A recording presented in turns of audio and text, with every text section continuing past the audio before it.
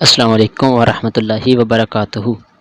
कैसे हैं मेरे प्यारे स्टूडेंट्स? होप सो कि इंशाल्लाह आप लोग ठीक होंगे। हम ह्यूमन फिजियोलॉजी को देख रहे थे, मींस ह्यूमन के जितने भी सिस्टम्स हैं उनको देख रहे थे फास्ट रिवाइज करवाने के लिए, फास्ट रिवीजन करने के लिए। ओके बच्चों, तो इससे पहले हमने कहाँ तक एंड किया था? लिम्फेटिक सिस्टम तक एंड जाके किया था हमने। लिम्फेटिक सिस्टम भी हमने पढ़ लिया था, इम्यून सिस्टम भी हमने पढ़ लिया था। तो आज हमारा स्टार्ट हो रहा है डाइजेस्टिव सिस्टम। डाइजेस्टिव सिस्टम से पहले रेस्पिरेटरी सिस्टम था। चूँकि मैंने रेस्पिरेटरी सिस्टम का लेक्चर्स अपलोड किया हुआ है ऑलरेडी, मैंने मतलब ना आप लोगों को रिकॉर्डेड फॉर्म में दिया हुआ है, तो इसलिए मैं फिर रेस्पिरेटरी सिस्टम को नहीं पढ़ा रहा। आज हम चलेंगे फिर डाइजेस्टिव सिस्टम पे। ठीक है मेरे बच्चों, सबसे पहले तो हम एलिमेंट्री कैनाल की सीक्वेंस देख लेते हैं। ठीक है, ये एमसीक्यूज भी बन के आ सकता है। सीक्वेंस का मतलब खुराक कैसे मूव करती है। तो सबसे पहले आप लोग देखें, एक सीक्वेंस देख रहे हैं हम, एलिमेंट्री कैनाल सीक्वेंस देख रहे हैं। सबसे पहले क्या आता है उसमें बच्चों? माउथ आता है, फिर फेरिंग्स आता है, फिर एसोफेगस आता है, फिर स्टमक आता है, फिर स्मॉल इंटेस्टीन आती है, फिर लार्ज इंटेस्टीन, उसके बाद रेक्टम, उसके बाद एनस। ठीक है, ये एक पाथवे है बच्चों। ठीक है, आप इसको जीआईटी का पाथवे भी कह सकते हैं, इसको आप एलिमेंट्री कैनाल सीक्वेंस भी कह सकते हैं। ठीक हो गया। चलें जी, अब हम स्मॉल इंटेस्टाइन में चले जाते हैं। स्मॉल इंटेस्टाइन में क्या आता है? ड्यूोडेनम आता है, ज्यूजीनम आता है, इलियम आता है। लार्ज इंटेस्टाइन में क्या आता है? मेनली इंक्लूड्स, इसमें सीकम होता है, क्लोन होता है, रेक्टम होता है और एनल कनाल होता है। ठीक है, अच्छा, अब जो लार्ज इंटेस्टाइन है वो क्या करती है कि ऑब्जर्व वाटर एंड इलेक्ट्रोलाइट्स। ठीक है, वाटर और इलेक्ट्रोलाइट्स को ऑब्जर्व करना इसका काम है। और फार्म फीसिस, फीसिस प्रोडक्शन भी इसी का ही काम है।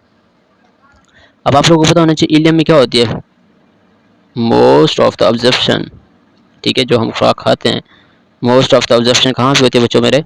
वो होती है इलियम में। ठीक है, आगे समझ इस चीज़ की। ओके हो गया। बाकी डाइजेशन का जो प्रोसेस होता है वो मोस्टली ज्यूजीनम और इलियम में होता रहता है, लेकिन ऑब्जर्प्शन मोस्टली इलियम में होती है। एसेसरी आर्गन की मैं बात कर लेता हूँ, सलेवरी ग्लैंड्स के। ठीक है, सेक्रीट सलाइवा। अब सलेवरी ग्लैंड के भी आप लोगों को पता है 6 मतलब 3 पेयर्स होते हैं, 6 टोटल हो गया ऐसे समझो। पैरोटिड हो गया, सबलिंगुअल हो गया, ठीक है, सबमैंडिबुलर। ठीक हो गया, ये तीनों जो ग्लैंड्स हैं। ठीक है, तो ये सलेवरी ग्लैंड्स हैं, इनकी लोकेशन आप लोगों ने याद कर लेनी है। मैंने लाइव क्लासेस में भी आप लोगों को बताया था कौन सा ग्लैंड कहाँ पे पाया जाता है। ठीक हो गया। उसके बाद लीवर क्या प्रोड्यूस करता है बच्चों? बाइल प्रोड्यूस करता है। गाल ब्लैडर क्या करता है? ये स्टोर करता है या फिर कंसनट्रेट करता है बाइल।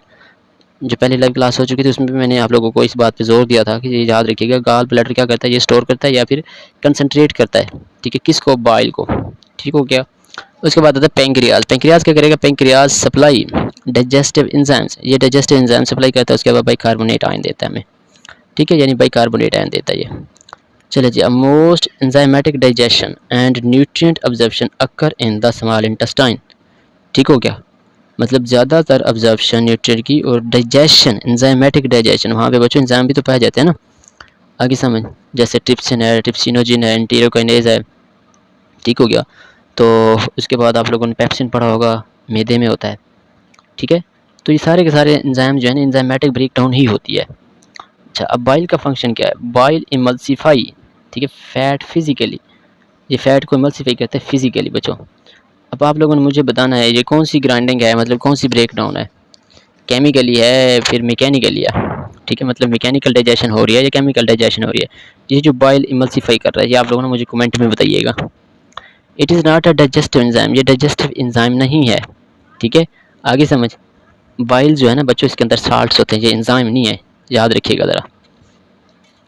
अब आता है mechanical versus chemical digestion. Mechanical बच्चों जिसमें चीविंग हो गई, ठीक है, हम चीव करते हैं, चर्निंग हो गई। उसके बाद segmentation physically by breaking and mixing food.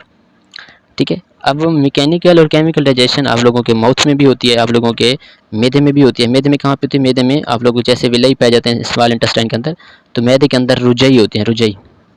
ठीक है, आगे समझिए। तो वो मैकेनिकल बच्चों डाइजेशन करवाते हैं। केमिकल कौन सी होती है? जो हमारा तेज़ाब, जो HCl है और जो एंजाइम्स वगैरह हैं वो वाले। ठीक है, यानी ये केमिकल्स है ना, तो वो केमिकल डाइजेशन करवा रहे हैं। अब केमिकल्स किसके जरिए कैसे होती है? Enzyme hydrolyses macromolecules into absorbable units. ठीक है, आगे समझिए इस चीज़ की। चलें, पेरिस्टालसिस प्रोपेल्स कंटेंट। पेरिस्टाल्टिक एक मूवमेंट है बच्चों, लॉन्गिट्यूडनल मसल की और सर्कुलर मसल की, जो आप लोगों के एसोफेगस में पाए जाते हैं, यानी फूड पाइप में पाए जाते हैं। अगर एक मसल रिलैक्स हो रहा है तो दूसरा स्ट्रेच हो रहा होगा। ठीक है, प्रोपल्जन होती है। आगे समझिए इस चीज़ की।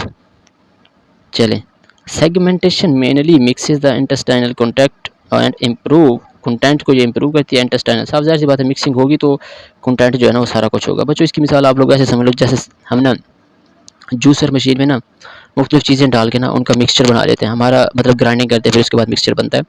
सेम इसी तरीके से ही हमारे इंटेस्टाइन, हमारे मैदे में ये चीज़ें जाती हैं, फिर वहाँ पे एंजाइम भी आते हैं, मिक्सिंग हो रही थी, केमिकल मिक्सिंग भी हो रही थी, मैकेनिकल चीज़ें डाइजेशन भी हो रही थी, ठीक है। तो ये सारे का सारे कंटेंट की मिक्सिंग हो रही होती है, ठीक है। मतलब स्मॉल टुकड़ों में ना ब्रेक डाउन करना होता है, जैसे जूसर मशीन होती है वो भी स्मॉल टुकड़ों में ब्रेक डाउन करती है। हम अब ऐसे मतलब कहेंगे कि भाई ये जूस बन गया या फिर मिल्क शेक बन गया, ऐसे तो नहीं बनती ना। मिल्क शेक बनाने के लिए भी वो पहले टुकड़ों में ब्रेक करेगी, फिर उसके बाद मतलब जाके वो मिल्क शेक बनेगा। इसका भी प्रोसेस ये मतलब ईजिली से हम उसको ऑब्जर्व कर सकेंगे।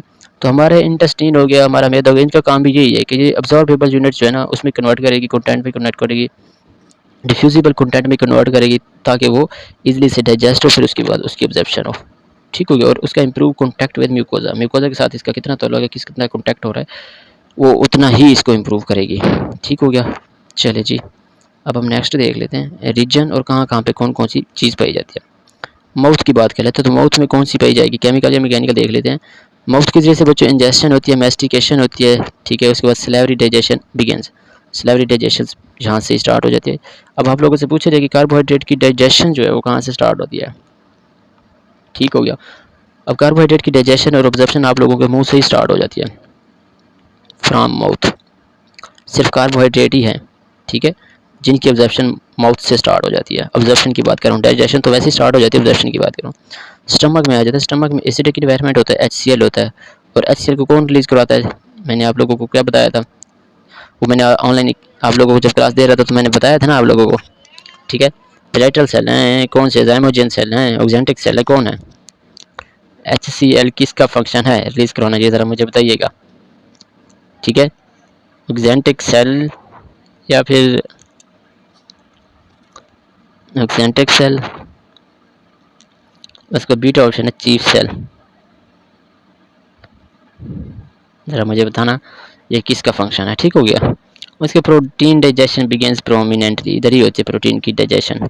स्मॉल इंटेस्टाइन की बात कर लेते हैं तो इसमें मेजर डाइजेशन और ऑब्जर्प्शन होती है। उसके बाद आते लार्ज इंटेस्टाइन में, लार्ज इंटेस्टाइन में वाटर हो गया, इलेक्ट्रोलाइट ऑब्जर्प्शन होती है। उसके बाद फीसेस फार्मेशन होती है, सही हो गया। वाटर ऑब्जर्प्शन है ही इसी का काम, लार्ज इंटेस्टाइन का काम, ठीक है। डाइजेस्टिव सिस्टम में कौन कौन से एंजाइम्स शामिल होते हैं वो देख लेते हैं। सबसे पहले सबस्ट्रेट कौन सा, स्टार्च या कार्बोहाइड्रेट, ठीक है। मेजर एंजाइम कौन सा होगा, अमाइलेज एंजाइम, ठीक है। कौन सा एंजाइम, अमाइलेज, ठीक है। पटाइलिन एंजाइम भी इसी को ही कहते हैं, अमाइलेज एंजाइम को। और ये कहाँ पे पाया जाता है, आप लोगों के माउथ में पाया जाता है, ठीक है। ये ब्रश बॉर्डर यानी डाइसेक्राइड्स उसको ब्रेक डाउन करता है। अब प्रोडक्ट क्या बनता है, बनाता है मोनोसेक्राइड। डाइसेक्राइड को किस में कन्वर्ट कर रहा है, मोनोसेक्राइड, ठीक है। डाइसेक्राइड को किस में कन्वर्ट कर रहा है, मोनोसेक्राइड में। प्रोटीन की डाइजेशन कहाँ पे होती है, पेप्सिन करता है, पेप्सिन। मेजर एंजाइम पेप्सिन है, पैंक्रियाटिक प्रोटीएजेज हैं, पेप्टाइडेजेज है, ठीक है। ये स्मॉल इंटेस्टाइन वाले एंजाइम आई समझ, पेप्सिन, प्रोटीएजेज और पेप्टाइडेजेज। अब मेन प्रोडक्ट हमारे नतीजे में क्या बनेगा, प्रोटीन पे तो एक्ट करेगा, अमाइनो एसिड। प्रोटीन से क्या बनते होते हैं, जब प्रोटीन टूटे अमाइनो एसिड, और उसके बाद स्मॉल पेप्टाइड, ठीक है। यानी अगर वो पॉलीपेप्टाइड है तो फिर स्मॉल पेप्टाइड यानी डाइपेप्टाइड में कन्वर्ट हो जाएंगे, ओके। अब आता है ट्राइग्लिसराइड्स यानी लाइपिड्स की बात कर लेते हैं। पैंक्रियाटिक लाइपेज, लाइपिड को कौन सी चीज़ तोड़ती है, लाइपेज तोड़ती है। बाइल स्पोर्ट्स इमल्सिफिकेशन, बाइल भी इमल्सिफिकेशन करती है, ठीक है, यानी हेल्प करती है इस चीज़ में। उसके बाद वो किधर मतलब जो तोड़ेगी, ठीक है। तो फैट से जब टूटता है तो क्या बनता है, फैट से फैटी एसिड्स बनेंगे और मोनोग्लाइसराइड्स बन जाएंगे, अगर वो पॉलीसेक्राइड्स है या डाइसेक्राइड्स है, ठीक है। मतलब अगर मैं आप लोगों को बात करूँ, ट्रिग्लिसराइड है, पॉलीसेक्राइड इधर नहीं आता, सॉरी, ठीक है।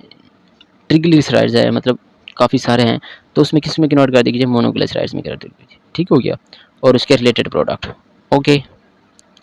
अब हम आते हैं बच्चों न्यूक्लिक एसिड की बात कर लेते हैं। पैंक्रियाटिक न्यूक्लियेजेस पाई जाती हैं। उसके बाद इंटेस्टाइनल के एंजाइम है, वो न्यूक्लियोटाइड बेसिस शुगर फास्फेट उसमें कन्वर्ट कर देंगे, जिससे ये न्यूक्लिक एसिड बना होता है, ठीक है। अब कॉमन ट्रैप कैसे आ सकते हैं, कैसे एंजाइम की लोकेशन ट्रैप कर सकता है, okay. Salivary amylase begin starch digestion in the mouth, it is an inactivated as gastric acidity rises.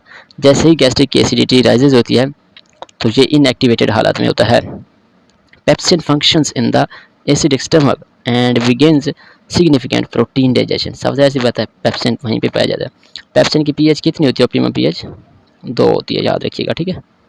MCQs आया हुआ पहले। Pancreatic enzymes enter the duodenum and act in the small intestine. सबसे ऐसी बात है, पैंक्रियाटिक एंजाइम उधर ही आएंगे और किधर जाएंगे, brush border enzyme are attached to the intestinal epithelial cells and complete the digestion of the several carbohydrates or peptides। वो कोई भी एंजाइम हो सकता है बच्चों, जैसे मैंने आप लोगों को बताया था।